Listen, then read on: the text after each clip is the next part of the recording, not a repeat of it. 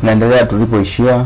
Kipindi kilichoisha tulijadili namna ambayo mtu anayeanza kujifunza Java programming utakuwa uanzie wapi. Tumeandika program ya kwanza ambayo tulizamilia iprint maneno ambayo tulikuwa tumekusudia. Kama unaangalia vizuri kwenye screen yangu hapa, utagundua hapa ni program tulikuwa tunaandika kwenye kipindi cha kwanza. Tulikuwa tuna print neno habari. Mimi najifunza Java, tukaja kwa tunaandika habari, tukaprint ikalani vizuri. Lakini leo tunaenda kujifunza kipengele kingine. Leo tunaenda kujifunza kuhusiana na Java syntax. Na ukumbuke masomo yote haya yanatoka kwenye kitabu cha Java Programming Language. Kitabu ambacho nimeandika maelezo kwa Kiswahili, kimeandaliwa na Jikutech Tips. Kitabu huwa kinauzwa kwa shilingi 10,000. Kwa unaweza kulipata, ukapata nakala yako ukawa unajikumbusha. Leo tunajifunza kuhusiana na syntax. Ninaposema syntax ni utaratibu. Syntax ni utaratibu ambao nadhani kwenye kila lugha ina utaratibu wake. Ukija kwenye Kiswahili watakwambia, lugha ya Kiswahili watakwambia uzingatie drum, uzingatie sarufi wakati wa kutumia lugha ya Kiswahili. Kwenye Kiingereza, lugha ya Kiingereza watakwambia uzingatie grammar. Vivyo kwenye programming upo utaratibu. Utaratibu unaitwa syntax. Wanapenda kutumia neno syntax. Syntax ni utaratibu kama ilivyo kwenye lugha zingine hizo. Sio Java tu, hata programming language zingine huwa zina utaratibu. Kila programming language ina utaratibu wake wa namna gani uandike kodi ili uweze kufanikiwa kwenye programu zako. Tutaenda kujifunza, tutatumia hii hapa project yetu. Kitu cha kwanza lazima tuangalie class, tuelezane kuhusiana na class. Mstari wote ule unao run kwenye program ya Java huwa huko ndani ya class. Na ukizingatia kwenye mfano wetu hapa tumeandika jina la class, tumeandika ya kwanza. Hii ni program iliyopita. Kama hujui kitu gani hapa, rudia kuangalia kipindi kilichopita, utajua ni kitu gani hapa. Kwenye program yetu hapa ambayo tuliandika kipindi kilichopita kuna neno hapa ya kwanza. Hii hapa ni jina la class. Na unaangalia ndani ya class ambayo imefunguliwa hapa, imekuja kufungwa hapa. Ndani yake kuna code hizi hapa. Kwa kila mstari unaorani kwenye Java program huwa uko ndani ya class. Na kama nilivyokwisha kusema mwanzoni kabisa, jina la class lazima lianze na herufi kubwa. Hiyo ni syntax. Ni utaratibu wa kuandika lugha ya Java. Ukiwa unaandika jina la class, herufi ya kwanza lazima iwe kubwa.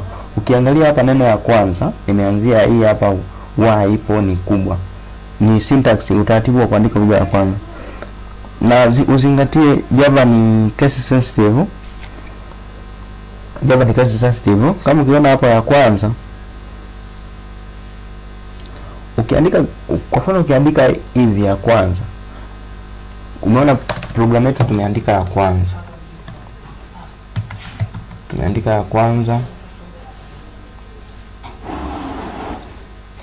Ukiandika ukajichanganya ukaandika ya kwanza, hivi ni vitu viwili tofauti kwenye Java. Kwa hiyo Java ni case sensitive, lazima uzingatie uandishi wako. Utaratibu mwingine nilikuwa nimeshaeleza mwanzoni. Java file la Java lazima jina la class lazima lifanane na jina la file kwenye folder au kwenye directory hiyo save Java file yako. Ni kitu cha msingi, lazima uzingatie. Nilikuwa nishaeleza mwanzoni, na mambo tunajikumbushia tu sababu tupo kwenye wakati wenyewe wa kujifunza syntax. Japo kwenye wakati wa kusave lazima uongezee .java, lazima uweke .java mwishoni. Kama unavyoona hapa hivi kama unavyoona hapa kwenye ya kwanza ipo .java. Hata ukija kufungua kwenye directory ilipo ile file, utakuta lina .java mwishoni. .java project yetu iko ndani ya NetBeans project.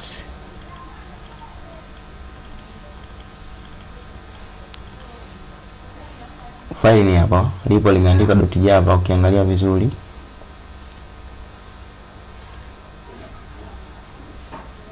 mbona extension yake ni .java. Ukibadilisha hapo usipoandika hivyo maana yake haifanyi kazi. Kwa hiyo utaratibu mwingine, zingatia utaratibu wa kwanza, jina la class lazima ipi ya kwanza iwe kubwa. Utaratibu wa pili, unapokuwa una save file ya Java lazima uweke .java mbele.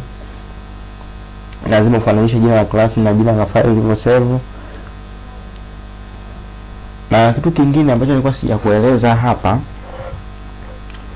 kabla haujalani hii program kwenye NetBeans yako, lazima kwa mara ya kwanza kabisa jaribu kuiwashia bando NetBeans, kwa sababu kuna baadhi ya library inakuwa ina download kwenye mtandao ili iweze kukuwezesha wewe kufanya program za Java, kwa sababu kila kitu inakuwa updated. Sasa ikiwezi kuwa updated kwa umedownload kwenye kompyuta yako umekaa nacho miezi kadhaa au useme kitaji update, lazima uwashie bando.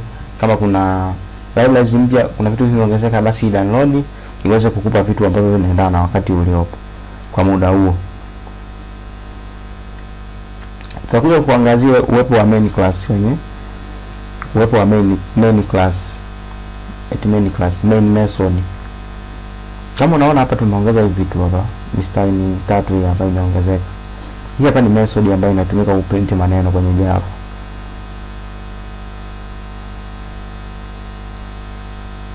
Katika kujifunza Java, main method inahitajika karibia mara zote, na utaiona karibia kila program tunapokuwa tunafanya kazi hapa wakati wa kujifunza.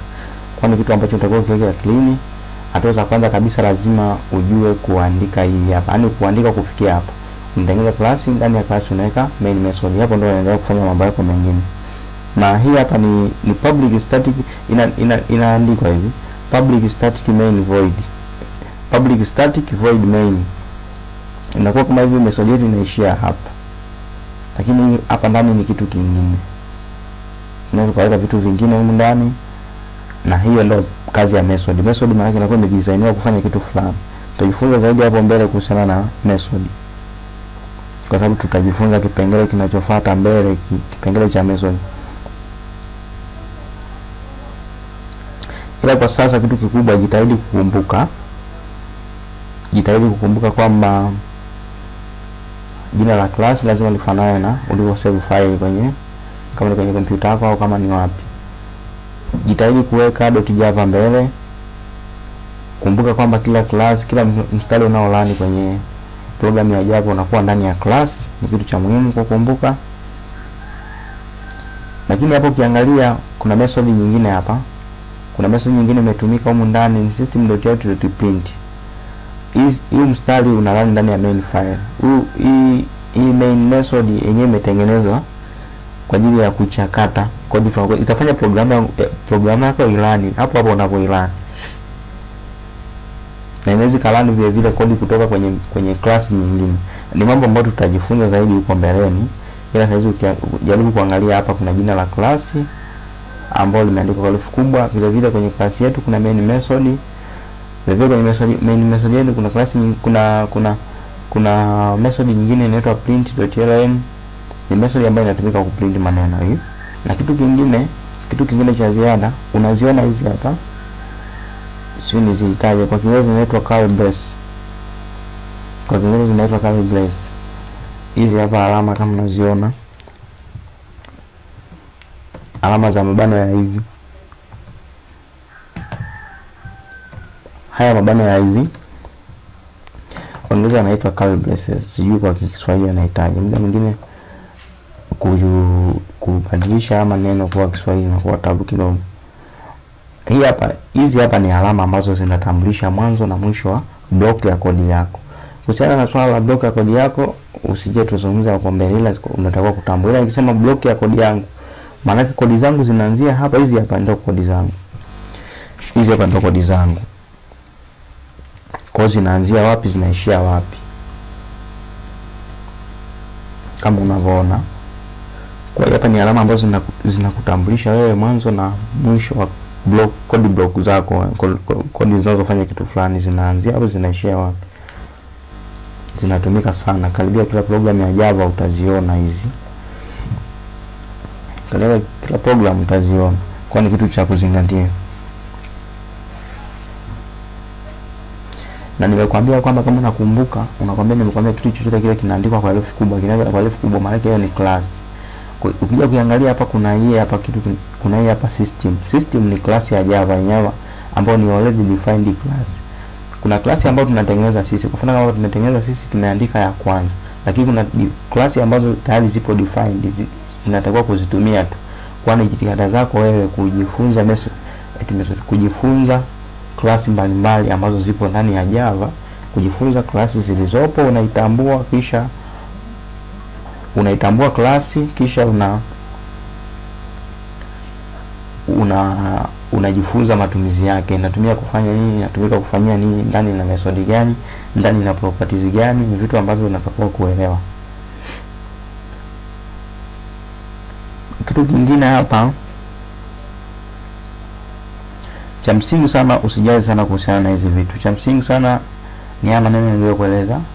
Jina la class iandikwe kwa herufi kubwa. Kila mstari unaolani kwenye program ya Java unakuwa ndani ya class. Kwenye program zetu tutatumia main method ambayo ndio unaiona ya public static void method. Tutaitumia sana. Kitu kingine uzingatie, unapokuwa unaandika statement ya code, statement lazima uterminate, yani usije ukasahau kuterminate. Ukisema kuterminate maana yake ni kuweka hii hapa, ni kuiweka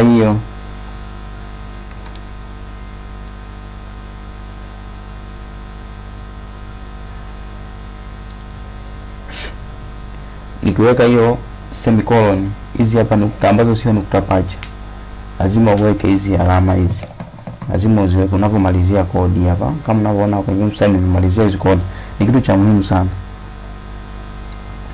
Kuhusiana na Java syntax tuishie hapo, lakini sasa maneno yangu yanaweza yakawa ni mengi sana au yanaweza kuwa ni machache sana. Inaweza kuwa ni mengi ukawa hujaelewa, inaweza kuwa ni machache vivyo ukawa hujaelewa, au inaweza kukutosheleza au kukufungulia kuingia kwa. Unajua ulimwengu ni ulimwengu wa taarifa. Kila mahali ukiingia kwenye Google Java syntax watakueleza mambo kama haya. Watakueleza vitu vingine vya kuzingatia, vidogo vidogo, vikubwa. Kwa ingia, utafute, uongeze maarifa ya Java syntax. Tuende kwenye kipengele kingine.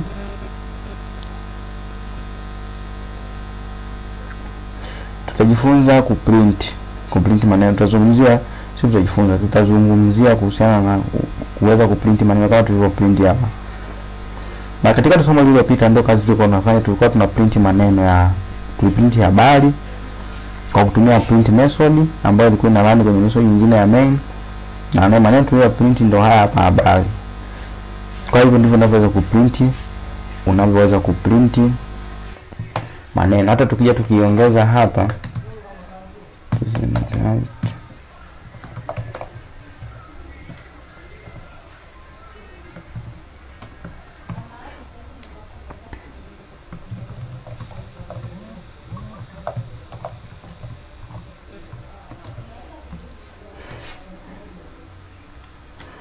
andika hivi, ndio namna unaweza kuprint maneno kwenye Java. Na haya ni mazoezi madogo madogo unapokuwa unajifunza. Usijali kwamba ni kitu kidogo, lakini kitakuongezea uzoefu mkubwa sana. Kwa mfano hata jinsi ya kuandika kwa speed kodi zako, jinsi ya kuandika kwa usahihi.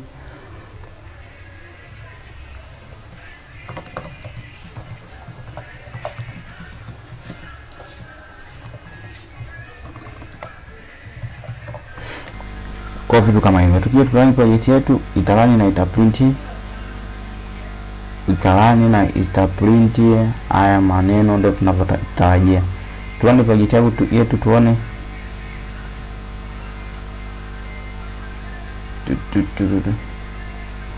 Kama hivyo nimeprint mistari yote mitatu imeprint. Hivi ndio jinsi unavyoweza kuprint maneno.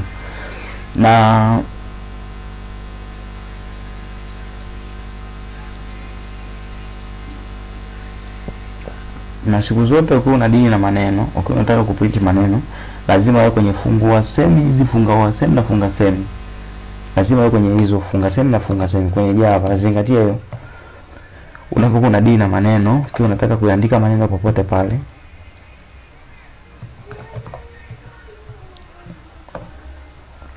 lazima uweke hizi alama. Ni za muhimu sana hizi alama. Hizi alama ni za muhimu sana hapa. Funga semi na fungua semi, hizi alama ni za msingi sana. Ni za msingi sana, lazima uzingatie.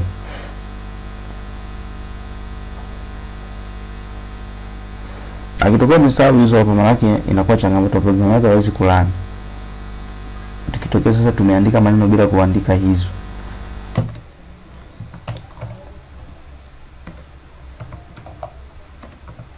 kwanza programu yenyewe itakuletea kwamba itakupigia mstari mwekundu. IDE unayoitumia itakupigia mstari mwekundu kwamba hiki kitu umekosea. Na ukijaribu kulani hapa, utaona imekuletea hela. Haitalani kama ilivyokuwa inalani mwanzo. Kama unavyoona imekuletea hela, build fail. Kama unavyoona imekuletea hela, kwa unakuwa umekosea. Kwa hiyo zingatia, ni alama za msingi sana wakati wa kuandika kodi ya programu ya Java. Kwa hiyo unaweza ukajifunza kuhusiana na hiyo vitu. Lakini vivyo kuna method nyingine. Kuna method nyingine hapa. Hapa unaona tunatumia print method ya namna hii. Hizi method ziko mbili. Tunatumia hii hapa ln, print ln line. Lakini kuna method nyingine hapa, tujifunze sasa, sababu hatutapata muda wa kuizungumzia tena. Kwa mfano ukiangalia hii hapa, kuna method nyingine ni ya hivi yenyewe, ambayo yenyewe inaandikwa hivi. Kodi zake utakuja utaiandika hapa hivi. Kwa sasa ni muhimu sana kuangalia ninachokifanya na kufanya unavyoweza, ufanye kitimie. Yaani ufanye kitimie, ni ufanye majibu yaje kama yanavyokuja kwangu. Tutaandika habari.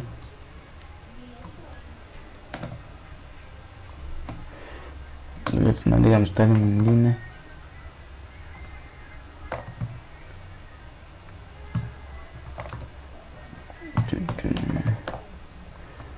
Hakikisha unafanya mazoezi. Hivi tunavyofanya hapa mtakuwa vifanye uweze.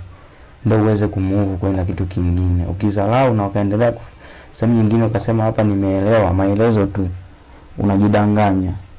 Na ukumbuke bado kujifunza programming unakuwa bado hujafikia hatua yoyote ile. Utakuwa kujifunza programming kusaidia kufanya development ya mifumo ya kompyuta na utengenezaji wa program mbalimbali.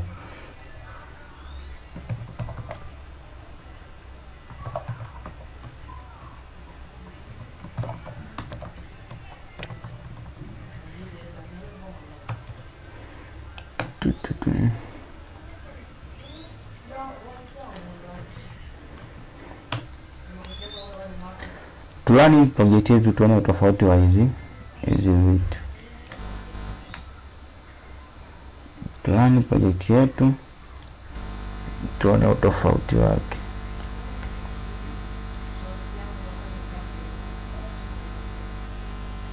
Program italani vizuri. Sipokuwa kuna utofauti. Ukija kuangalia hii mistari mitatu,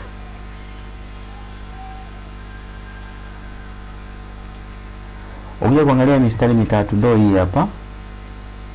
Ndio mistari mitatu. Lakini hapa chini tuna mistari mingine. Miwili hapa. Tumetumia method nyingine. Tumeandika mistari miwili lakini yenyewe imeprint mstari mmoja. Kwa hiyo huu ndio tofauti uliopo wa kutumia print ln method na print method. Kwa hiyo utakuwa angalia mwenyewe unataka utumie matumizi yapi na uchague method ya kutumia kwa upande wa kuprint maneno. Kitu kingine ukija kuangalia namba, utakuja kuangalia jinsi gani unaweza kuprint namba kwenye Java. Kwa jinsi gani unaweza kuprint namba kwenye Java, tunakuja kutumia programu yetu hii kujifunzia. Wewe kwenye Java bwana unaweza kuprint namba, lakini sio kama maneno. Katika kuprint namba hatuweki funga semi wala fungua semi. Yaani zile double quotes zile hatuweki. Kwa mfano kama hapa tunaweka tu print namba, ni tunaandika tu system.out.print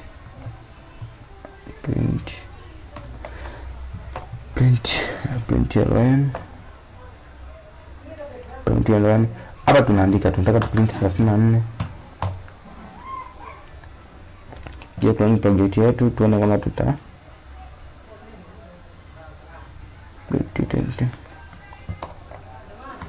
Nataka tuache nafasi hapa.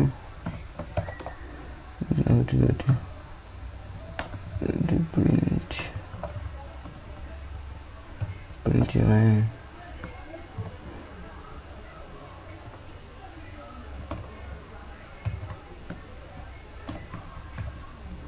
Tutakuja kufunza huko mbeleni kuhusiana na hizi alama ninazoziweka. Ama yake tunaruka mistari miwili. Program yetu ikilani tutakuwa tumeruka mistari miwili afu tutakuja kuprint number. Tuani project yetu tuone.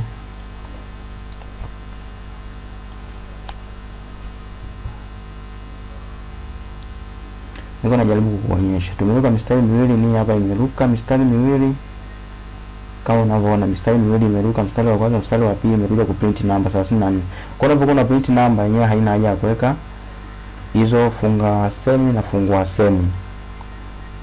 Yenyewe una print tu. Na pia unaweza kujumlisha namba. Vile unaweza kujumlisha namba umo ndani ya mabano bila kuhangaika. Tutakuja kuweka mstari mwingine hapa. Tutaruka mstari mwingine, tutaandika namba. Tuweze kujumlisha namba kwenye mabano hapa hapa. Kidogo tu. Tunaweka moja kujumlisha 9. Hapa tunajua kabisa ni 14. Itakuja 14. Plan project yetu.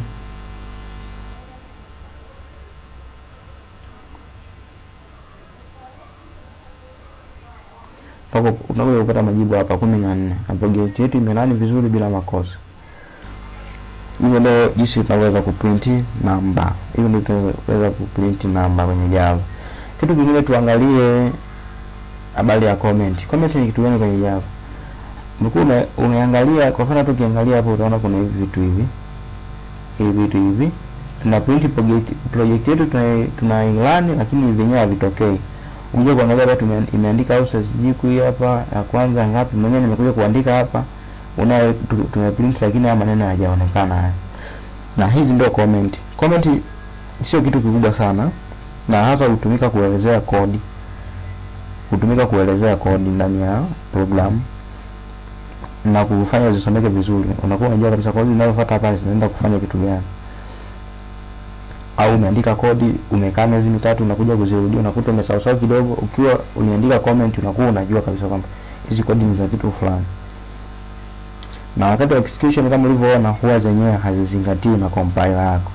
Yaani hapa idea yako huwa haizingatii kabisa comment. Namna ya uandishi wa comment, kuna namna mbili za kuandika comment. Kuna single line comment ambayo kama unaona hapa tumeitumia. Single line comment zenyewe ni comment ambazo zinafuata. Ukiandika hivi ndio unafuata comment yako hapo. Hiyo ni single line comment. Lakini kuna double line. Kuna multi, yani kuna multi comment. Ni comment ambazo unaandika zako. Kwa mfano hapa tumeandika mstari mingi. Ukija kuruka mstari maana yake hii sio comment, hii talani ya. Kama unavyoona nimeweka mstari mwekundu. Lakini sasa kuna multi-line comment ambao yenyewe unaandikaje?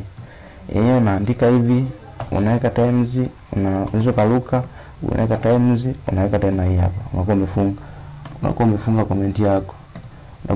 Kwa hiyo chochote tutakachokiandika hapa katikati kinakuwa kinachukuliwa kama ni comment. Hiyo ndio uandishi wa comment. Huo ndio uandishi wa comment. Na hicho ndio kipengele cha comment kwenye Java. Nakumbuka masomo yote yanatoka ndani ya kitabu kimoja ambacho kikimaliza unaweza kuwa umeiva kidogo, unaweza kuwa umepata mwanga wa Java ni kitu gani. Hata ukiwa unajifunza huko kwingine unakuwa unaelewa kinachozungumziwa ni kitu gani. Tutaenda kujifunza kitu kingine hapa. Tunaenda kujifunza kitu kingine. Leo kipengele kingine, kipengele cha muhimu sana kwenye Java programming language. Kipengele cha muhimu sana. Utakuwa makini kuanzia hapa. Kadri tunavyoendelea kusoma mbele, tunajifunza vitu vingine vya thamani zaidi. Tutaenda kujifunza kitu kinaitwa variable. Variable ni container ya kuhifadhi data value. Au kwa Kiswahili niseme taarifa. Kuna aina tofauti za variable kwenye Java. Kuna string. String ni variable ambayo yenyewe inatumika kuhifadhi maneno. Tu comment hapa. Comment string. Kwa mfano kuna string au tuandike ndani ya comment ya maneno mengi. Kuna string, kuna variable ya aina inaitwa string. Hii ni aina ya variable. Kuna aina nyingine inaitwa int.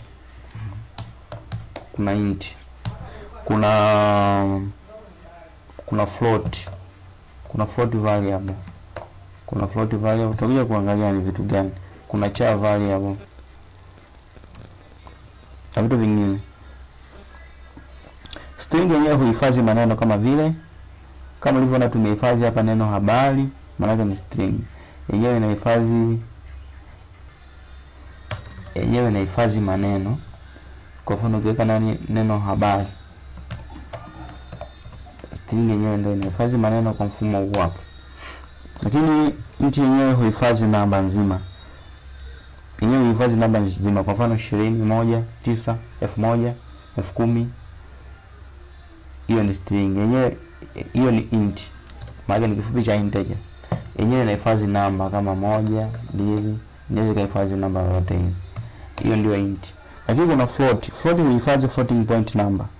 Ni ile namba ambayo ina decimal. Ndio inahifadhiwa kwenye float. Kwa mfano na 4.55 inahifadhiwa kwenye float. Lakini kuna char yenyewe huhifadhi character moja. Yaani yenyewe inahifadhi character moja. Nikisema character moja maana yake herufi moja. Char yenyewe inahifadhi character moja.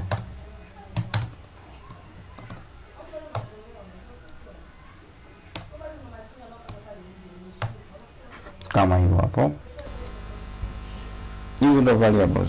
Tunaenda kuangalia zinatumikaje kwenye program.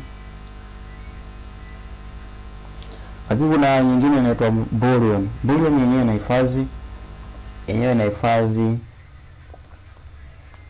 inahifadhi thamani ambazo zina majibu mawili tu.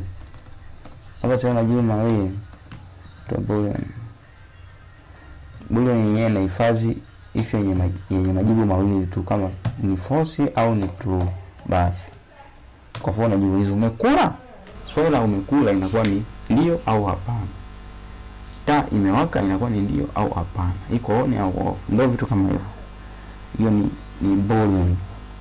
Tutakuja kuangalia kwamba nini inatumikaje.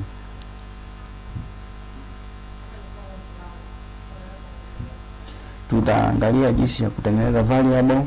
Kutengeneza variable lazima utaje aina na uipe value. Ili utaweza kutengeneza variable, ni lazima uhitaji. Tumeshaziangalia hapa ni zipi. Lazima uhitaji. Kwa mfano nataka kutengeneza variable, lazima uhitaje kisha uipe value. Kwa mfano nataka kutengeneza string, lazima tutahitaja. Tukishahitaja lazima tuipe value. Tulisema kwamba string yenyewe inabeba maneno na maneno yenyewe yanakuwa kwenye double quote ni string. So ili kuipa value tunasema okay, string lazima uhitaji. Kwa tunatengeneza variable ya aina ya string. Lakini yenyewe lazima tuhitaji. Tunatengeneza string ni jina. Kwa hapa tumetaja ni aina ya variable. Hapa tumekuja kuhitaja variable yenyewe ni itabeba jina. Lakini vile lazima tuipe thamani. Itabeba jina gani? Kwa mfano jikuteach. Itabeba jikuteach tips. Itabeba jikuteach. Nikwambia unavyoandika mstari wote wa kodi kwenye Java lazima uterminate. Ukiangalia mstari wangu hapa umeweka error kwa sababu gani? Hatuja terminate. Ukiterminate hivi error inapotea. Hii hapa ni string tayari tumeshahitaji. Na huo ndio utaratibu wake na huo ndio syntax yake. Kwamba lazima uandike type. Ukishaandika type unakuja variable name.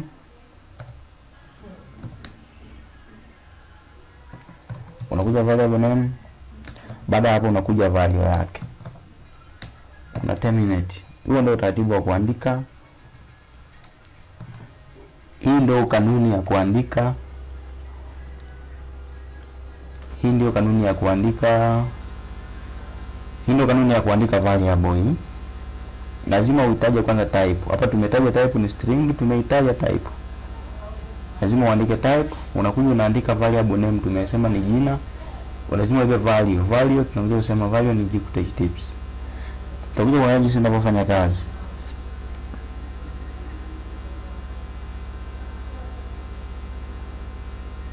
Sasa tukaangalia hapa mfano.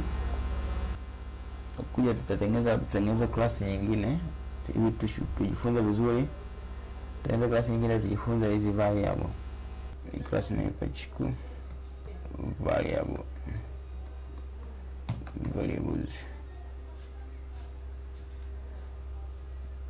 Ni class. Kama nilivyokuambia, sheria ya kuandika class lazima uanze na herufi kubwa. Ukiwa unaandika class na maneno mengi, usiache nafasi, unaweka underscore, ni utaratibu.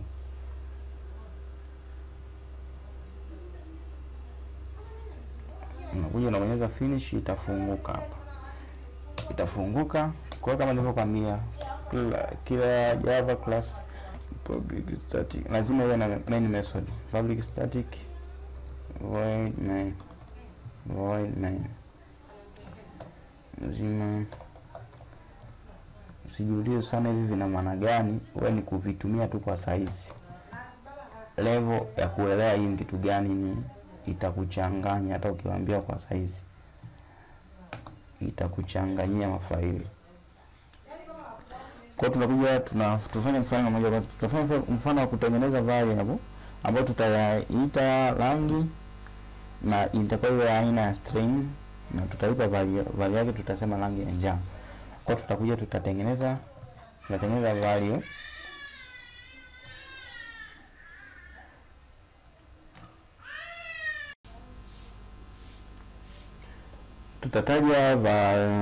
Tutataja type yetu. Lazima tuandike type. Tunaandika ni type string. Na variable name tutakuja tunaandika ni rangi. Tunakuja kuandika ni rangi. Tunaipa value ambayo tumesema itakuwa ni njano.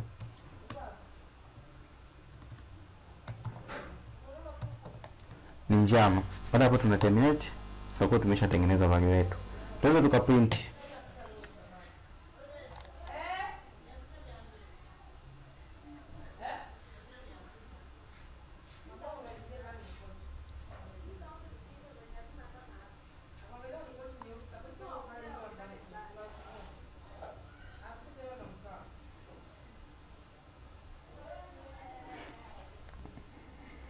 Nimetulia hivi anapiga makelele. Changamoto hizi. String ni rangi, hapa tunaweza ukaiprint. Tumejifunza jinsi ya kuprint maneno. Tutaandika system.out.print on. Oh my god. Tutakuja tu print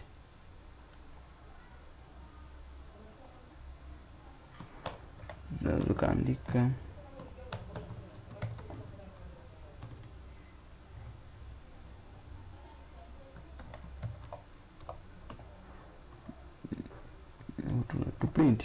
tuprint tusianza kuchanganya. Tutakuja kuprint njano. Tunaandika variable name. Tunaandika njano. Tuna terminate statement yetu. Tuna jina nani? Njano. Ni rangi. Variable name inaitwa rangi. Tutakuja kuelekeza vizuri. Hapo mwanzo tulikuwa tunaandika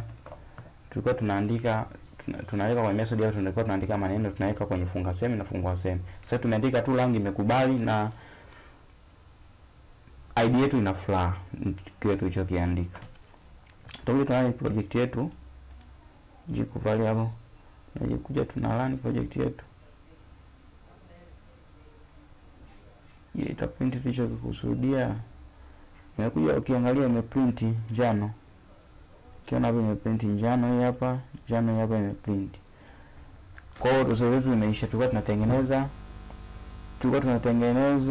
variable tuipe jina, tunatengeneza variable tuipe jina rangi na vile vile aina ya string na value yake iwe ni njano, tumefanikiwa. Mfano mwingine, tuje tutengeneze variable nyingine tu int tulisema inahifadhi namba nzima. Tuweke 45, tuna terminate. Tuseme labda umri ndio namba Yep. Umri ndio namba.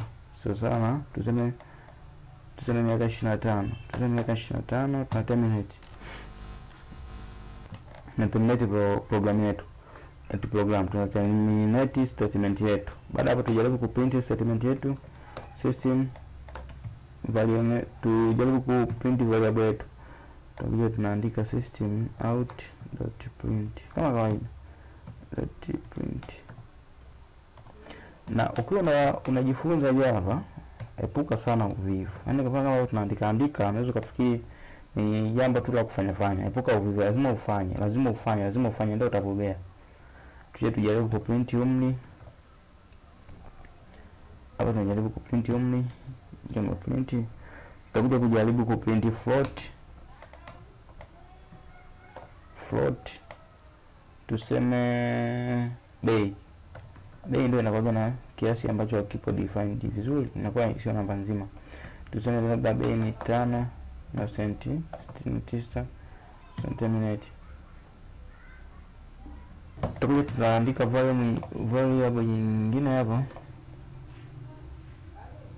type of float. Tuseme bei ndio inakuwa na vitu vya hivi ambavyo vina nukta. Na bei sawa na tuseme labda ni 500 na senti 90, lakini lazima umalizie na f huko kujulisha kama ni float. Una terminate.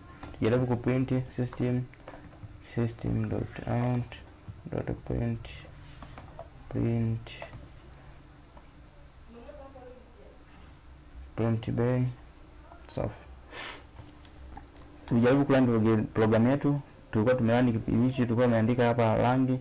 Tujaribu kurun program yetu tuone kama ita print umri, ita print na bei. Ngoja tujaribishe. Tutakuja na save program yako, unakuja na run file.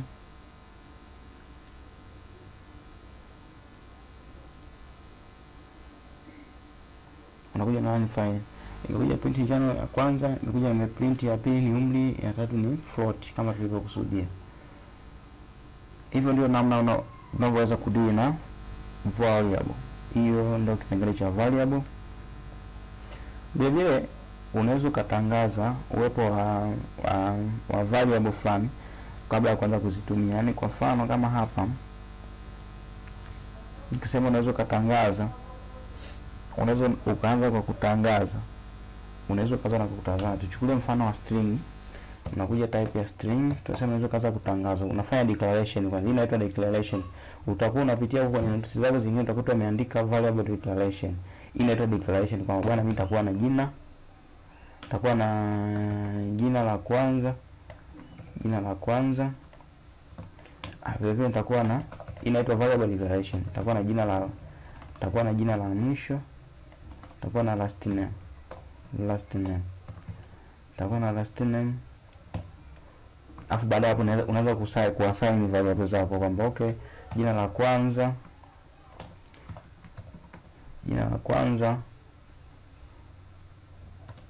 sawa sawa na labda Juma. Una terminate. Kama kawaida usisahau kuweka hizo nukta. Jina la mwisho, last name.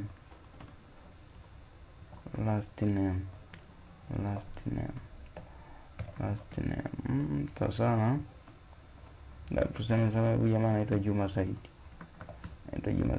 Terminate. Oh my god. Tabii terminate hivi hapa. Tunaweza tukaprint hapa, ni ikaprint. Tunaweza tukaprint hapa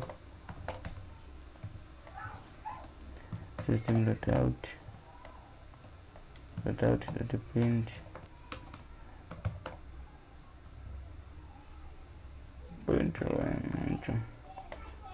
tutaprint jina la kwanza,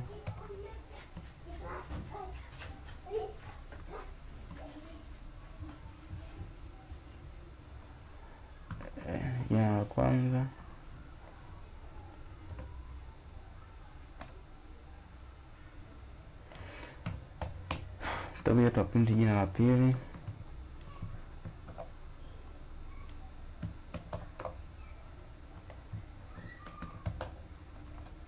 Tutaprint jina la pili kama hivi,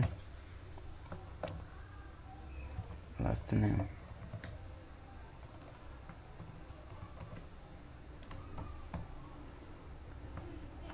Save. Program yetu itarani kama kawaida, kama tulivyokusudia. Tutakuja tunairani run file, tunaileta tulichozamilia kama kawaida. Imeprint Juma, imekuja print na Saidi, kwa hiyo issue imefanikiwa. Ili program ambayo kutengeneza blog vidogo, hakikisha una uwezo wa kutengeneza wewe mwenyewe from scratch. Mimi natengeneza kwa sababu naweza kutengeneza. Unaweza kuchukulia ni rahisi, ukatengeneza kwa dakika 5, kwa hiyo kutengeneza ukashinda.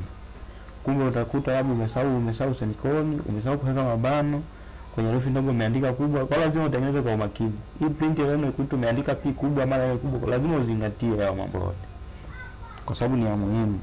Vile kitu kingine ambacho nataka kuambia hapa,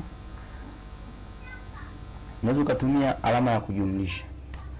Unaweza kutumia alama ya kujumlisha ukajumlisha variable zako. Kwa mfano, unaweza kutumia alama ya kujumlisha variable zako. Kwa mfano,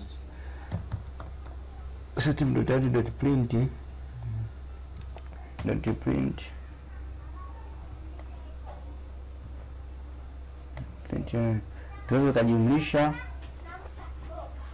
tunaweza tukajumlisha jina la kwanza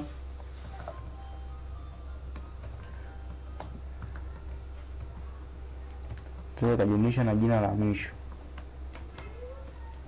last name.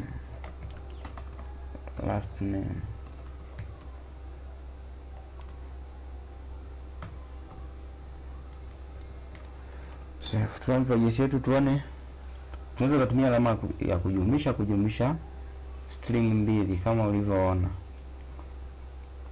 Tuone project yetu itakuja italani. Unaona nimeunganisha hapa Juma Saidi, na imeacha nafasi hapa, sio kama eti imetambua kama ni majina. Kuna mahali tumeacha nafasi hapa. Hapa kuna nafasi.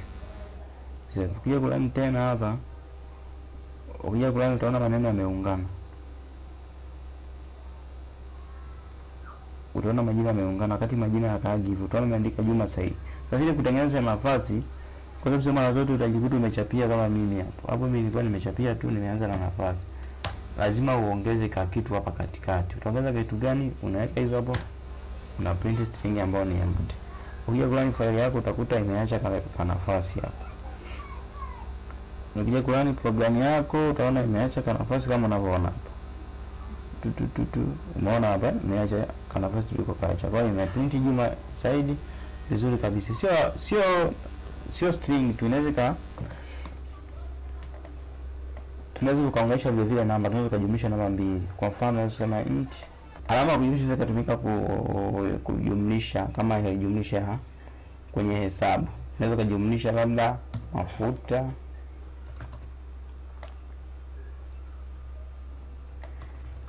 tuseme ada ni 10,000. Tuseme nauli, kijana anaenda shule, tuseme nauli ni 30,000. Tunaweza tukajumlisha haya maneno, katumia alama ya kujumlisha hapa, itajumlisha kama tunajumlisha kwenye hesabu.